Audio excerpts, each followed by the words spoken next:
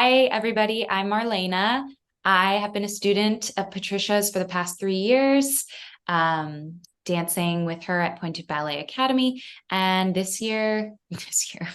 sorry, this week, this week, we went over some really interesting, really effective stuff. So we want to talk about what we did this week. So, one, I'm really grateful to have you come on and do this with me. I think this is a really good idea to like check in because so often I think that adult students feel alone and embarrassed about their ambition to pursue this. And I think this is a way to like open it up so that you can see that that how to support yourself, how to get through it, and then how your teacher can support you too. So, I'm thankful that you have agreed to do this, and thank you for sharing your journey on my channel and with other people. So, this week was filled with a lot of breakthroughs you went through. So we worked out 4 out of 5 days because I had some stuff going on Tuesday, but you worked out twice on Monday. So you still got 5 workouts in Mhm. 4 days, which I think is impressive. One of the things I really love about having you as a student is that you are very determined and you are very consistent. You don't let your feelings get in the way of your training. And it's so impressive, especially as, your teacher. I know I push you hard. I know that I ask a lot from you and I have very high standards. I try not to be like aggressive about it, but You're not. we're not really approaching this like, oh, this is a cute little fairy thing. We're treating this um, as professionally as we can, as professionally as you want it to be.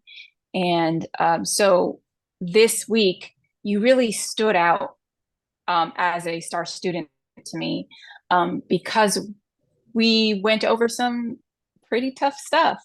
You want to talk about some of the things that we went over? Yeah. The biggest thing that comes to my head, we worked on some jumps on Monday, and I was not doing them properly. What jumps were we working on? Glissade assemblée, Mm-hmm. and I was pretty much jumping from the ball of my foot and not the heel, um, which is counter to what we naturally want to do. Like we want to jump with the ball of the foot, but we need to jump from the heel in ballet. And it was especially frustrating for me because you've been saying that since day one, and really driving home the importance of the heel for the past 3 years. And it was frustrating that, 3 years later, I thought I had quote unquote like fixed this issue, or it was in my body. I was always jumping from my heel. But no, I was not. And it was not only difficult physically, but also just mentally to really, really be focusing on what my body was doing and making sure I did not jump until it was from the heel. Um, so it was frustrating emotionally, and physically and mentally. It was like, Okay. I don't want you to feel because you're like really getting down on yourself, and that's kind of counterproductive to the goal of this. I want you to stay on track because well, I got it eventually. you did get it, but mentally and I would say metaphysically, I want you to be comfortable with understanding something at a deeper level. Hmm. Do you want to know what I mean? Like when we were in our first year together, we were still figuring out how to do things. Of course, you're only going to have so much understanding of how to use your heel. Plus, you only have so much turnout and strength and coordination to use your heel at a certain point. So there is nothing that you did wrong. It's Okay. just re-emphasizing it, that you are at a much more, a higher, more professional level where using your heel is, it will make or break the consistency of you learning this variation. By the way, Marlena is working on Sugar Plum Fairy Variation. She, for the first time, and she's done it several times this week, she's gotten through the entire variation on point. So I want to say congratulations to that. Now, like we're at kind of a struggle point with it though. Like we still have like work to do and work to do around it. So congratulations. What do you have to say about getting through the variation on point? Thank you. It does feel really great. Kind of something I've always dreamed about since I was 15. Like, oh, I would love to dance on point. And this week it really happened. So it's a little surreal. It's a great feeling. It's really nice. Good. So now it's all about cleaning it up, bringing the artistry, keeping your stamina alive. Right now we can kind of get through it at least once, and you're learning how to still manage your energy and manage your emotions to go with it too. So that's really nice. So I do want to bring the conversation back to, your learning curve this week with using the heel, because I want to talk about saute and releve and why the heel is being emphasized. So one of the things that we re-emphasize over and over again is plie, how important plie is. I bet you worship plie now, like at the bar, because what I kept trying to tell you in the beginning is that every time you go up from your plie, that is a saute, that is a releve.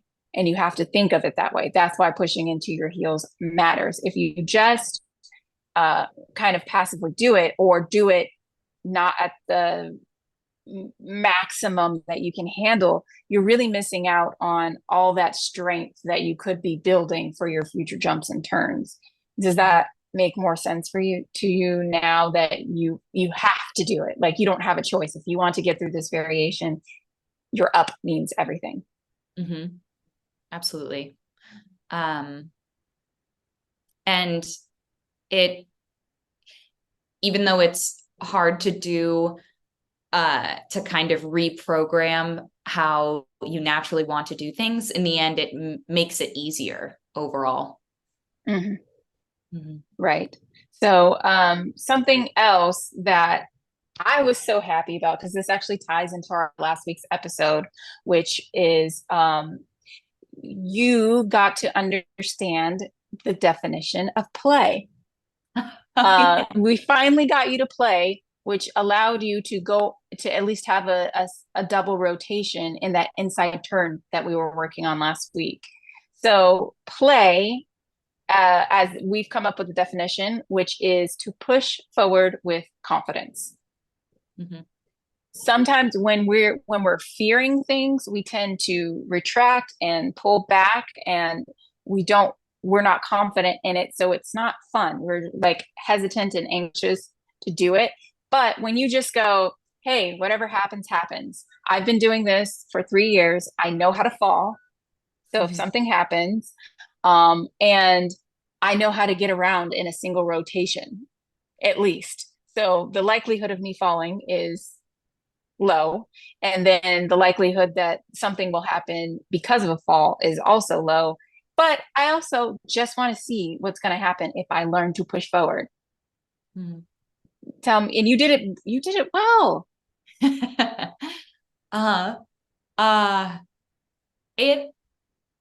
was a definite breakthrough.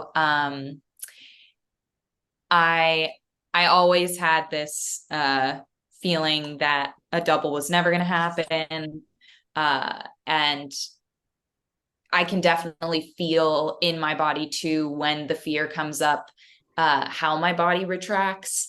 Um, so kind of trying the opposite, going forward and using that idea of play and just loving dance. I know we talked about how love brings you forward and fear brings you back and holds you back. So having that idea in my mind, like, oh, I'm doing this because I love this. So like put that love into the dance, just go for it. Right. It was very fun. And I did feel uh just such elation, like, oh, that like this is what it feels like to be a kid with no worries and just like so joyful. Uh so that was really fun. Oh my goodness. It only took 3 years for you to finally have fun in ballet. For anybody who's an aspiring adult ballet student, it only takes you 3 years to get this figured out. So we're at a wonderful point. I'm so excited for next week for you because we're at this point where you're starting to get to your peak. We got to add some artistry to you. You're figuring out timing. Your cardiovascular health seems to be really good. Um, and on top of that, you are really opening up to new ideas. You're relaxing with your stubbornness and wanting to approach things so robotically. You're like bringing life to this breathable, real human dancer, who just happened to start later in life. Like you look and feel like a real dancer. And so you are a real dancer, but I mean, like, it's wonderful to see. So some things that I noticed that I want you to work on and keep in mind is your tendu going forward. Make sure you always rotate from hip to tip, hip to the tip of toe, so that when you go up for things like your inside turn or a PK, that it is going to give you the most amount of leverage possible because it's your new standing leg. Mm-hmm. Like when that's what I want you to be thinking whenever you tendu from now on. This is my new, like, even though you're standing on a supported leg, your new standing leg would be that tendu leg. So you have to prepare it to be able to take all of your weight. Something else I want you to work on is even more upper body resistance. You're always pulling yourself forward with your arms, with your port de bras. I know we're just starting to go over your cambare so that you have a little bit more artistic nature in your variation. So like keeping that in mind. So we'll do more of that. What are you looking forward to? What are your concerns, questions? Definitely looking forward to adding the artistry. I do agree. I feel like I'm more of a real dancer. In the past 2 weeks, I've been really feeling that. And looking at footage and just seeing myself. I have a couple mirrors in my setup so that I can see myself throughout class. And sometimes I'll take a peek and I'm like, wow, I really look different. I actually really look and feel like a dancer. It's really awesome. So I'm excited to keep developing that and building the artistry within the variation. I really want to master the second half, which we worked on a bit today and did feel a lot better. And really, we talked about today how the ending is so important because that's going to get you the standing O. The ending has to be solid and spectacular. So really learning to manage my energy so that I have enough to make the ending spectacular. That's something that's on the forefront of my mind. Question.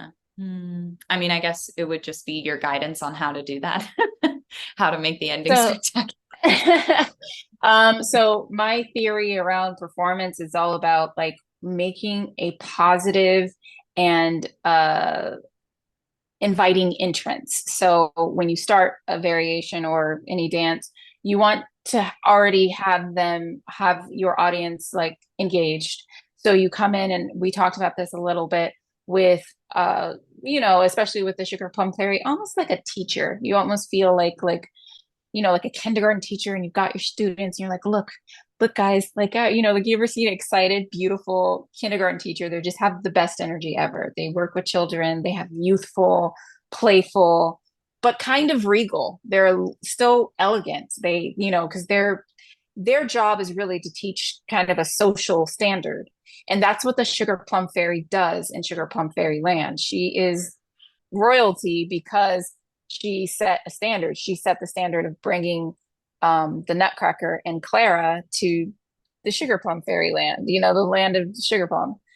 So it's the same type of feeling that you want to pass on, like, hey guys, like, here we going. Because whether we know it or not, we're all like 5-year-olds on the inside. So if somebody comes out and they're just like, hey, I have something exciting that I'm about to show you, you're gonna go, what is it? What is it? I can't wait to see. And so having that entrance, sustaining, adding elegance and regal through the first and second part. And then as you get to your third section, you're going to start building and playing more. You're going to have more of a playful energy. And then we already talked about the last part being the climax, which is why technique wise, we're going to clean it up next week and make sure that your turns are very, very tight, and that you feel secure to do all of the little nuances that are going to make people excited and clap. Because at that point, they've seen that you're elegant and beautiful. You're also playful, and that you know how to put on a show. Like, and you keep it tight and technical, but you are still like a ball of fun to watch. So that's what I'm hoping to bring to you. I don't know if it's going to happen in a week, but I do know that we are getting closer, a lot closer. We got to break down sections and do that today. So, and then, so that is like the energetic part about making the performance more watchable. And then also I want to add in that we're going to work on your port de bras even more next week, especially on point, because you probably noticed the difference between when you're doing port de bras on flat and when you're doing port de bras on point. Mm-hmm. I just feel it's even more imperative to use your arms to lift your upper body on point. And sometimes I have a habit of not using my arms, and then my weight sinks. So utilizing my arms more, I have to remind myself a lot. And I also notice personally with myself, sometimes I focus so much on turnout and leg strength and those muscles, the lower body muscles, that the upper body can kind of get like noodly. So really not doing that. Yes. Yes. Because And you don't can't worry. get away with it. You might be able to get away with it on flat, but like can't on point. No, you really can't. Not if you want to do it at the level that you're really pushing for. We chose the difficult version of this variation, not because we wanted it to be difficult, but because we like it. It's just the prettiest version, I think. So yeah, I'm excited to bring you any lessons that I can give and guidance. You've been doing so wonderful. And again, I'm so grateful that you've said yes to doing this show.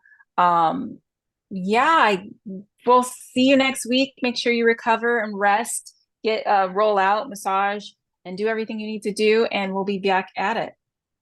Yay. Thank you. You're the best teacher ever. I say that every time, but it's Oh, thank you. You're the best student. All right. But my other students are the best students too. But anyways, bye.